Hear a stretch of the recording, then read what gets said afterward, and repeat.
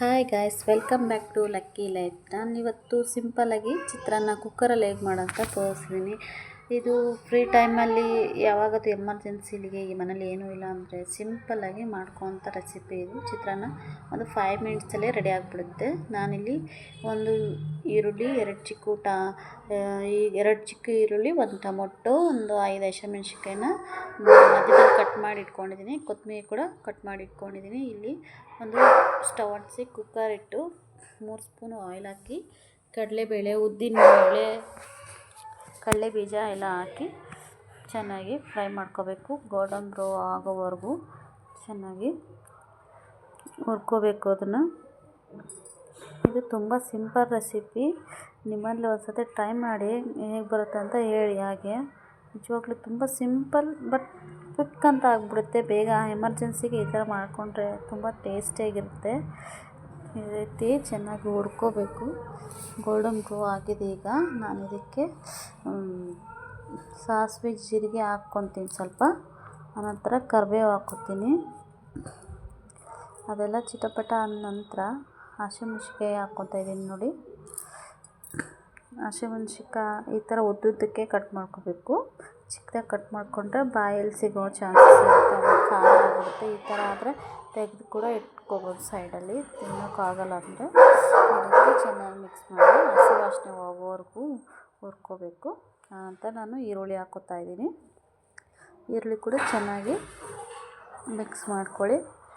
ಅದು ಗೋಲ್ಡನ್ ಬ್ರೌ ಬರೋವರೆಗೂ ಮಿಕ್ಸ್ ಮಾಡ್ಕೋಬೇಕು.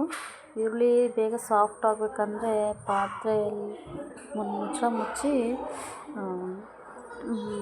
ಮುಚ್ಚಿ ಈ ಥರ ಫ್ರೈ ಮಾಡಿಕೊಂಡ್ರೆ ಬೇಗನೆ ಫ್ರೈ ಆಗಿಬಿಡುತ್ತೆ. ಈ ರೀತಿ ಫ್ರೈ ಆಗಿದೆ ನೋಡಿ. ಇದೆಲ್ಲ ಚೆನ್ನಾಗಿ ಫ್ರೈ ಆಗಿ ಗೋಲ್ಡನ್ ಬ್ರೌ ಬಂದಿದೆ. ಈ ಥರ ಚೆನ್ನಾಗಿ ಸಾಫ್ಟ್ ಆಗಿರುತ್ತೆ. ಈಗ ನಾನಿಲ್ಲಿ ಟೊಮೊಟೊನ ಆ್ಯಡ್ ಮಾಡ್ಕೊತಾ ಇದ್ದೀನಿ. ಟೊಮೊಟೊ ಹಣ್ಣು ಕೂಡ ಚೆನ್ನಾಗಿ ಫ್ರೈ ಮಾಡಿ ಅದ್ರ ಜೊತೆಗೆ ಕೊತ್ತಂಬರಿ ಸೊಪ್ಪು ಕೂಡ ಆ್ಯಡ್ ಮಾಡ್ಕೊತೀನಿ. ನಾನು ಮೇಲೆ ಹಾಕಿದ್ರೆ ನಮ್ಮ ಮನೇಲಿ ಇಷ್ಟಪಡಲ್ಲ, ಹಸಿ ವಾಸನೆ ಹೋಗೋದಿಲ್ಲ ಅಂತ. ಅದಕ್ಕೋಸ್ಕರ ನಾನು ಮೊದಲೇ ಮಿಕ್ಸಲ್ಲೇ ಹಾಕ್ಕೊಬಿಡ್ತೀನಿ. ಒಂದು ಒಟ್ಟಿಗೆ ಹಾಕ್ಕೊಂಡು ಮಿಕ್ಸ್ ಮಾಡಿ ಈ ರೀತಿ ಒಂದು 2 ನಿಮಿಷ ಮುಚ್ಚಿ ತೆಗೆದು ಟೊಮೊಟೊ ಹಣ್ಣೆಲ್ಲ ಸಾಫ್ಟ್ ಆಗಿರುತ್ತೆ. ಈಗ ನೋಡ್ತಾ ಇದ್ದೀರಲ್ಲ, ಈ ರೀತಿ ತುಂಬ ಸಾಫ್ಟ್ ಆಗಬೇಕು. ಆವಾಗಲೇ ಚೆನ್ನಾಗಿ ಟೇಸ್ಟ್ ಬರೋದು. ಈ ರೀತಿ ಎಲ್ಲನೂ ಮಿಕ್ಸ್ ಮಾಡ್ಕೊಬೇಕು.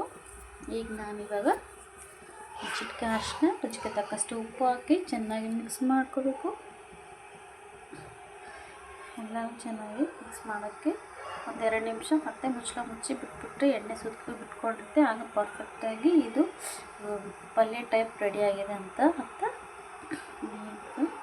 ಈ ರೀತಿ ಚೆನ್ನಾಗಿ ಮಿಕ್ಸ್ ಮಾಡಿಕೊಂಡು ಆನಂತರ ನಾನು ಮುಚ್ಚಳ ಮುಚ್ಚಿ 2 ನಿಮಿಷ ಬಿಟ್ಟು ಇದಕ್ಕೆ ನಾನು ಒಂದು ಕಾಲು ಲೋಟ ತೊಗೊಂಡಿದ್ದೀನಿ ಅಷ್ಟೇ ಅಕ್ಕಿನ.